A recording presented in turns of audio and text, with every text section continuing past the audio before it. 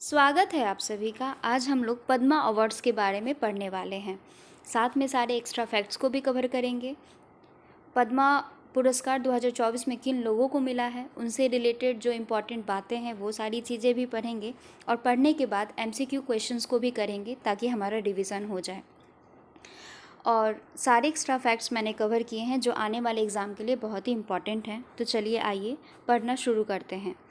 इस वर्ष 2024 में 132 लोगों को पद्म पुरस्कार दिए गए हैं, जिनमें से पद्म विभूषण 5 लोगों को दिया गया है, पद्म भूषण 17 लोगों को दिया गया है और पद्मश्री 110 लोगों को दिया गया है। पद्म तो आइए पहले पद्म विभूषण देख लेते हैं कि इस वर्ष 2024 में किन किन लोगों को पद्म विभूषण मिला है। तो पहला, वैजयंती माला को इस वर्ष पद्म विभूषण से सम्मानित किया गया है। वैजयंती माला का संबंध तमिलनाडु राज्य से है। वैजयंती माला भरतनाट्यम डांसर हैं। वैजयंती माला को पद्मश्री 1968 में दिया गया था। तो एग्ज़ाम में ऐसा पूछा जा सकता है कि वैजयंती माला को पद्मश्री किस वर्ष दिया गया था, तो 1968 में दिया गया था। वैजयंती माला का संबंध किस नृत्य से है, तो भरतनाट्यम से है। आगे चलते हैं। दूसरा पद्म विभूषण के चिरंजीवी को दिया गया है। के चिरंजीवी का संबंध आंध्र प्रदेश से है और ये एक एक्टर और राजनेता हैं। तीसरा, 2024 का पद्म विभूषण वेंकैया नायडू को दिया गया है। वेंकैया नायडू का संबंध आंध्र प्रदेश से है। वेंकैया नायडू भारत के पूर्व उपराष्ट्रपति रह चुके हैं। वेंकैया नायडू भारत के 13वें उपराष्ट्रपति थे। इनका कार्यकाल 2017 से लेकर 2022 तक था। वेंकैया नायडू के द्वारा लिखी गई कुछ पुस्तकों का नाम है moving on, moving forward, a year in office और सेलेक्टेड स्पीचेस। तो moving on, moving forward, a year in office किसने लिखा है, तो वेंकैया नायडू ने लिखा है। वेंकैया नायडू भारत के कितने नंबर के उपराष्ट्रपति थे, तो 13वें नंबर के। वेंकैया नायडू का कार्यकाल कब से कब तक था, तो 2017 से लेकर के 2022 तक था। दूसरी पुस्तक का नाम है सिलेक्टेड स्पीचेस। ये भी वेंकैया नायडू के द्वारा लिखी गई है। चौथा, इस वर्ष का पद्म विभूषण बिंदेश्वरी पाठक को दिया गया। बिंदेश्वरी पाठक बिहार राज्य से संबंधित है। बिंदेश्वरी पाठक को father of sanitation in India भी बोला जाता है। बिंदेश्वरी पाठक सुलभ इंटरनेशनल के फाउंडर हैं। तो सुलभ इंटरनेशनल के फाउंडर कौन हैं, तो बिंदेश्वरी पाठक। बिंदेश्वरी पाठक का संबंध किस राज्य से है, तो बिहार से है। Father of sanitation in India किसे बोला जाता है, तो बिंदेश्वरी पाठक को बोला जाता है। बिंदेश्वरी पाठक द्वारा लिखी गई पुस्तक का नाम the making of a legend है। ये नरेंद्र मोदी के ऊपर है। तो the making of a legend पुस्तक किसके द्वारा लिखी गई है, तो बिंदेश्वरी पाठक के द्वारा लिखी गई है। सुलभ इंटरनेशनल के फाउंडर कौन हैं, तो बिंदेश्वरी पाठक हैं। इस वर्ष का 5वां पद्म विभूषण पी सुब्रमण्यम को दिया गया है। पी सुब्रमण्यम का संबंध तमिलनाडु राज्य से है। यह पी सुब्रमण्यम, पद्मा सुब्रमण्यम भरतनाट्यम डांसर हैं, भरतनाट्यम नृत्यांगना हैं। तो 2000 इस वर्ष इस तरीके से क्वेश्चन पूछा जा सकता है कि 2024 में किस भरतनाट्यम नृत्यांगना को पद्म विभूषण से सम्मानित किया गया है, तो पद्मा सुब्रमण्यम को सम्मानित किया गया है। पद्मा सुब्रमण्यम को पद्मश्री 1981 में दिया गया था। पद्म भूषण 2003 में दिया गया और पद्म विभूषण 2024 में दिया गया। आपके लिए ये पद्मश्री, पद्म भूषण उतना ही इम्पॉर्टेंट है जितना विभूषण, क्योंकि एग्ज़ाम में अब डायरेक्ट क्वेश्चंस नहीं पूछे जाते हैं।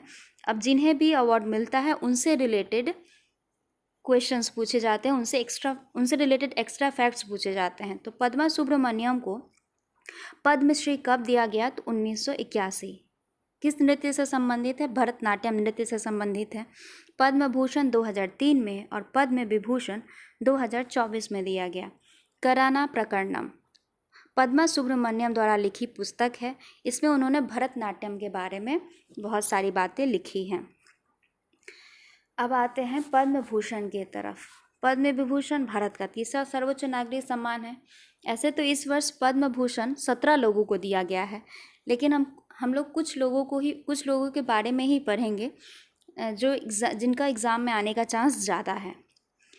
तो इस वर्ष पद्म भूषण जिन्हें दिया गया है उनमें पहला है एम फातिमा बीवी।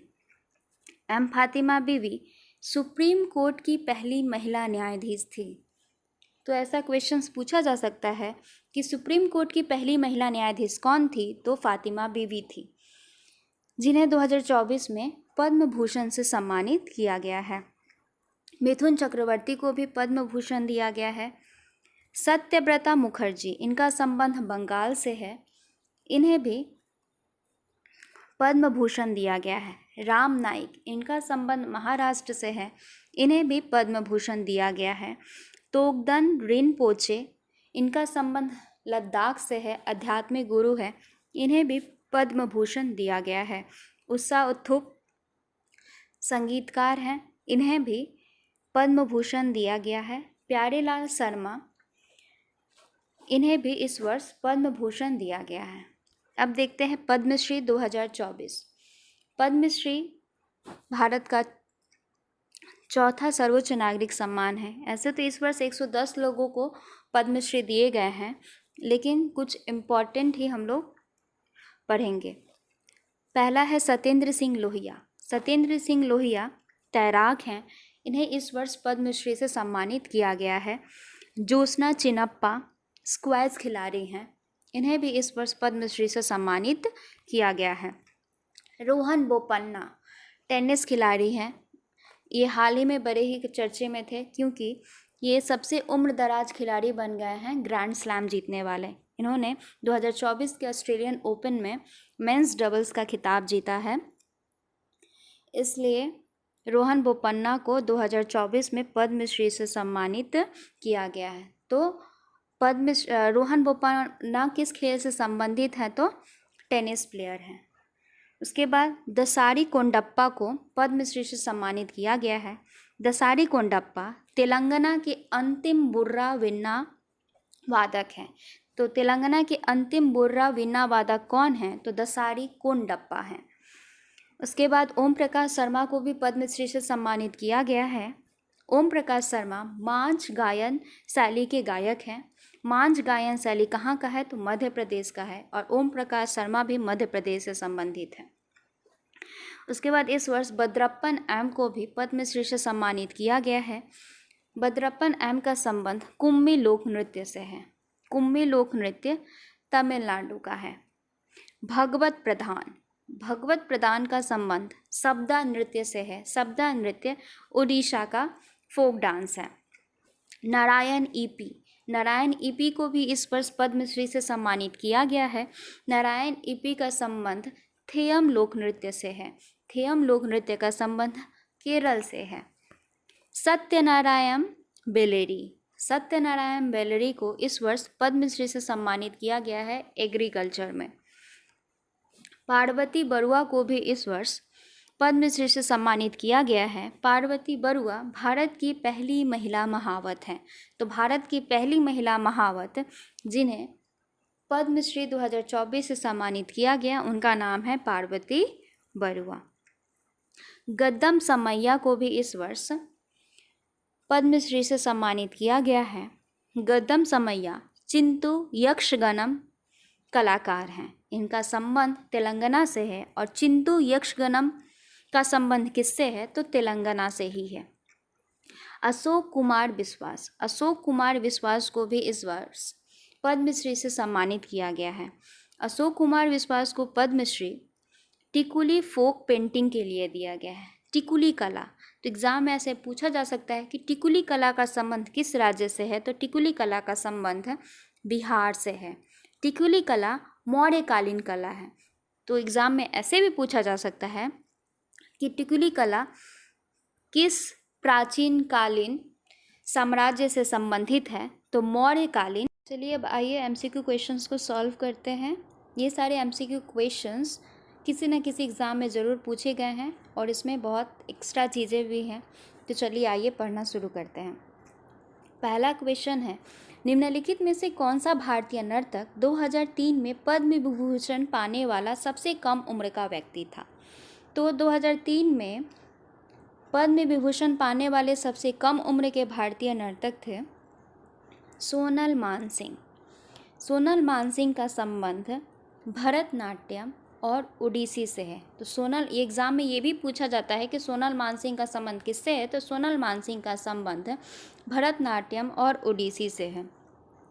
सोनल मानसिंह का संबंध भरतनाट्यम और ओडिसी से है। पंडित बिरजू महाराज का संबंध कथक से है। केलुचरण मोहापात्रा का संबंध ओडिसी नृत्य से है। पंडित बिरजू महाराज का संबंध कथक नृत्य से है। सोनल मानसिंह का संबंध भरतनाट्यम और ओडिसी नृत्य से है। सोनल मानसिंह 2003 में पद्म विभूषण पाने वाली सबसे कम उम्र की भारतीय नर्तक थी। पंडित बिरजू महाराज के बारे में और कुछ बातें जान लेते हैं। पंडित बिरजू महाराज का संबंध कालका बिंदादिन घराने से है और पंडित बिरजू महाराज के डांस एकेडमी का नाम कलाश्रम है। चलिए आइए आगे बढ़ते हैं। नेक्स्ट क्वेश्चन, निम्नलिखित में से कौन सा शास्त्रीय नर्तक 1992 में पद्म भूषण प्राप्त करने वाला सबसे कम उम्र का भारतीय नर्तक था? तो इसका भी सही उत्तर सोनल मानसिंह ही होगा। सोनल मानसिंह ही वो पहली भारतीय नर्तक थी जो सबसे कम उम्र में जिन्हें पद्म भूषण भी प्राप्त हुआ और पद्म विभूषण भी प्राप्त हुआ। तो सोनल मानसिंह को पद्म भूषण किस वर्ष प्राप्त हुआ? तो 1992 में प्राप्त हुआ। और पद्म विभूषण का प्राप्त हुआ तो पद्म विभूषण 2003 में प्राप्त हुआ। सोनल मानसिंह का संबंध कौन से नृत्य से है? तो सोनल मानसिंह का संबंध भरतनाट्यम और ओडिसी से है। शोभना नारायण का संबंध किससे है? तो कथक से है। किससे है? कथक से है। यामिनी कृष्णमूर्ति का संबंध किससे है? कौन से नृत्य से? तो यामिनी कृष्णमूर्ति का संबंध भरतनाट्यम और कुचिपुड़ी से है। मल्लिका साराभाई का संबंध कौन से नृत्य से है? तो मल्लिका साराभाई का संबंध भी भरतनाट्यम और कुचिपुड़ी से है। तो एग्जाम में ये भी पूछा जाता है कि यामिनी कृष्णमूर्ति का संबंध किस नृत्य से है? तो भरतनाट्यम और कुचिपुड़ी से है। मल्लिका साराभाई का संबंध किस नृत्य से है? तो भरतनाट्यम और कुचिपुड़ी से है। शोभना नारायण का संबंध कौन से नृत्य से है? तो कथक से है। शोभना नारायण पंडित बिरजू महाराज की शिष्य थी। सोनल मानसिंह का संबंध भरतनाट्यम और ओडिसी से है। एग्जाम में ऐसे भी पूछा जाता है 1992 में पद्म विभूषण प्राप्त करने वाली सोनल मानसिंह का संबंध किस नृत्य से है? तो या तो ऑप्शन में ओडिसी रहेगा या भरतनाट्यम या फिर दोनों ही रहेगा। तो इसका सही उत्तर होगा सोनल मानसिंह। आइए आगे बढ़ते हैं। नेक्स्ट क्वेश्चन, निम्नलिखित में से कौन भारत सरकार द्वारा पद्मश्री और पद्म भूषण पुरस्कार से सम्मानित होने वाले सबसे कम उम्र के तबला वादक थे? तो भारत सरकार द्वारा पद्मश्री और पद्म भूषण पुरस्कार से सम्मानित होने वाले सबसे कम उम्र के तबला वादक जाकिर हुसैन थे। कौन थे? जाकिर हुसैन थे। जाकिर हुसैन तबला वादक हैं। इन्हें पद्मश्री 1988 में दिया गया था। इन्हें पद्मश्री 1988 में दिया गया था। पद्म भूषण 2002 में दिया गया था और पद्म विभूषण 2023 में दिया गया था। जाकिर हुसैन प्रसिद्ध तबला वादक अल्लाह रखा के बेटे हैं। इन्हें पद्म श्री 1988 में, पद्म भूषण 2002 में, पद्म विभूषण 2023 में दिया गया था। ठीक है, तो इसका सही उत्तर होगा जाकिर हुसैन। टी विनायक राम का संबंध किससे है? तो घट्टम से है। किससे है? घट्टम वादक है। टी विनायक राम घट्टम वादक है। आगे बढ़ते हैं। नेक्स्ट क्वेश्चन, पद्म पुरस्कार की शुरुआत कब हुई? जिस वर्ष भारत रत्न की शुरुआत हुई थी उस वर्ष पद्म पुरस्कार की भी शुरुआत हुई थी। तो इसका सही उत्तर होगा 1954। 1954 में पद्म पुरस्कार की शुरुआत हुई थी। चलिए आगे बढ़ते हैं। निम्नलिखित में से पहले पद्म विभूषण प्राप्तकर्ता कौन थे? निम्नलिखित में से पहले पद्म विभूषण प्राप्तकर्ता सत्येंद्र नाथ बोस थे। इसका सही उत्तर होगा ऑप्शन बी, सत्येंद्र नाथ बोस। चलिए आगे बढ़ते हैं। नेक्स्ट क्वेश्चन, पद्मश्री पुरस्कार से सम्मानित होने वाली पहली भारतीय अभिनेत्री कौन थी? ये जितने भी सारे क्वेश्चंस हमने किए ये सारे एग्जाम में पूछे जा चुके हैं। पद्मश्री पुरस्कार से सम्मानित होने वाली पहली भारतीय अभिनेत्री नरगिस दत्त थी। नरगिस दत्त पद्मश्री पुरस्कार प्राप्त करने वाली पहली भारतीय अभिनेत्री थी। देविका रानी रोडिक दादा साहेब फाल्के पुरस्कार प्राप्त करने वाली पहली अभिनेत्री थी। तो दादा साहेब फाल्के पुरस्कार सबसे पहले किसे दिया गया था? तो देविका रानी रोडिक को दिया गया था। और पद्मश्री पुरस्कार पाने वाली पहली अभिनेत्री कौन थी? तो नरगिस दत्त थी। चलिए आगे बढ़ते हैं। नेक्स्ट क्वेश्चन, पद्म विभूषण प्राप्त करने वाले पहले खिलाड़ी कौन थे? तो पद्म विभूषण प्राप्त करने वाले पहले खिलाड़ी विश्वनाथन आनंद थे। इनका संबंध किस खेल से है? तो विश्वनाथन आनंद का संबंध शतरंज से है। विश्वनाथन आनंद को पद्म विभूषण 2007 में दिया गया था। कब दिया गया था? 2007 में विश्वनाथन आनंद को पद्म विभूषण दिया गया था। आइए नेक्स्ट क्वेश्चन देखते हैं। पद्मश्री से सम्मानित होने वाले पहले भारतीय एथलीट कौन थे? तो पद्मश्री से सम्मानित होने वाले पहले भारतीय एथलीट मिल्खा सिंह थे। चलिए आइए नेक्स्ट क्वेश्चन देखते हैं। पद्मश्री से सम्मानित होने वाले पहले हॉकी खिलाड़ी कौन थे? ये भी एग्जाम में पूछा जा चुका है। पद्मश्री से सम्मानित होने वाले पहले हॉकी खिलाड़ी बलबीर सिंह दोसांझ थे। कौन थे? बलबीर सिंह दोसांझ पहले हॉकी खिलाड़ी थे जिन्हें पद्मश्री से सम्मानित किया गया था। नेक्स्ट क्वेश्चन देखते हैं। पद्मश्री पाने वाले सबसे कम उम्र के व्यक्ति कौन थे? पद्मश्री पाने वाले सबसे कम उम्र के व्यक्ति विश्वनाथन आनंद थे।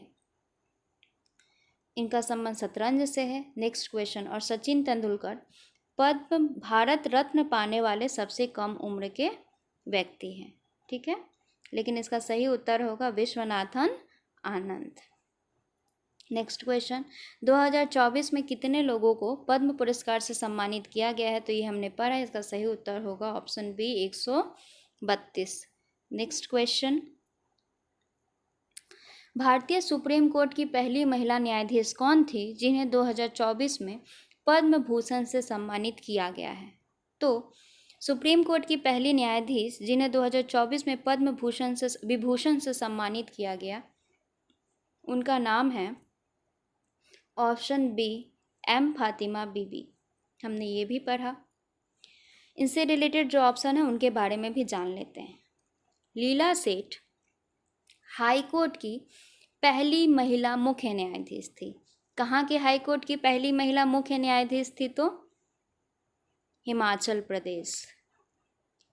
तो भारत में किसी भी हाई कोर्ट की पहली महिला मुख्य न्यायाधीश कौन थी? तो लीला सेठ। और कौन से राज्य की? तो हिमाचल प्रदेश की। फातिमा बीबी तो सुप्रीम कोर्ट की पहली महिला न्यायाधीश थी।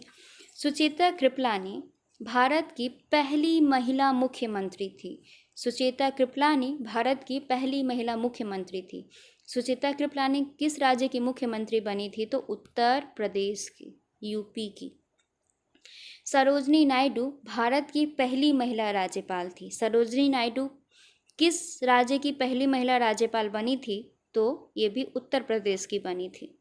ठीक है, चलिए आइए आगे बढ़ते हैं। नेक्स्ट क्वेश्चन, भारत की पहली महिला महावत जिन्हें 2024 में पद्मश्री से सम्मानित किया गया है, ये आने वाले एग्जाम में ये क्वेश्चन देखने को मिल सकता है। उनका नाम है पार्वती बरुआ। हमने ये भी पढ़ा। नेक्स्ट क्वेश्चन, ग्रैंड स्लैम जीतने वाले सबसे उम्रदराज खिलाड़ी जिन्हें 2024 में पद्मश्री से सम्मानित किया गया, तो इसका सही उत्तर होगा ऑप्शन सी रोहन बोपन्ना। हमने ये भी पढ़ा। रोहन बोपन्ना का संबंध किस खेल से है? तो रोहन बोपन्ना टेनिस खिलाड़ी हैं। इन्होंने 2024 में ऑस्ट्रेलियन ओपन में मेंस डबल्स का खिताब जीता है। इन्होंने ऑस्ट्रेलियन ओपन में मेंस डबल्स का खिताब मैथ्यू एबडेन के साथ जीता है। नेक्स्ट क्वेश्चन, पद्म विभूषण प्राप्त करने वाले पहले भारतीय संगीतकार कौन थे? तो इसका सही उत्तर होगा ऑप्शन डी MS सुब्बुलक्ष्मी। इस क्वेश्चन को मैंने जब हम लोग भारत रत्न पिछले दिन पढ़े थे तभी मैंने बताया था कि पद्म विभूषण प्राप्त करने वाले पहले भारतीय संगीतकार MS सुब्बुलक्ष्मी थी। MS सुब्बुलक्ष्मी पहली भारतीय संगीतकार थी जिन्हें पद्म भूषण, पद्म विभूषण और भारत रत्न से सम्मानित किया गया। MS सुब्बुलक्ष्मी कर्नाटक संगीत से संबंधित हैं।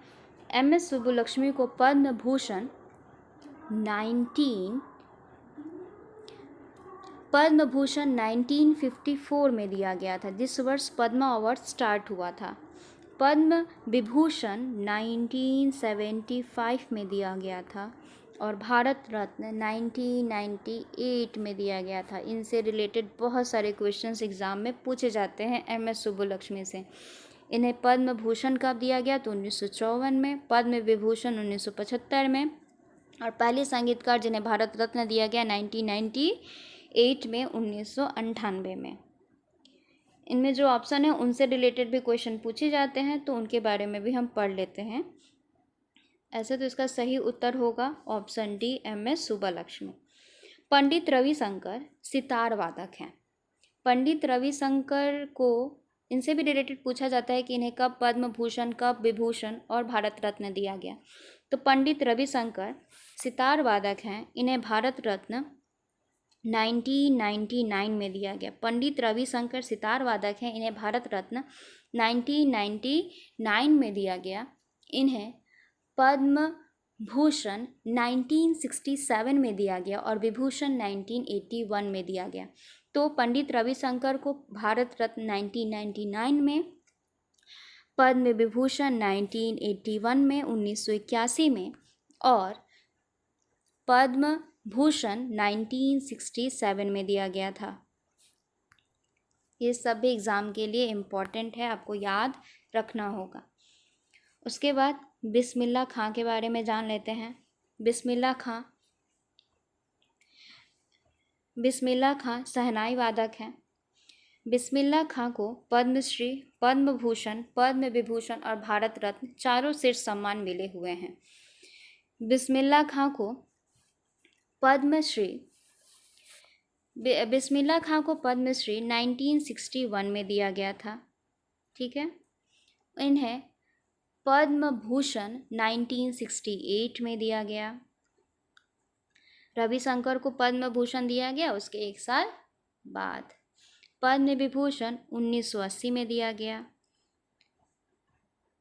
रविशंकर से एक साल पहले, और भारत रत्न 2001 में दिया गया।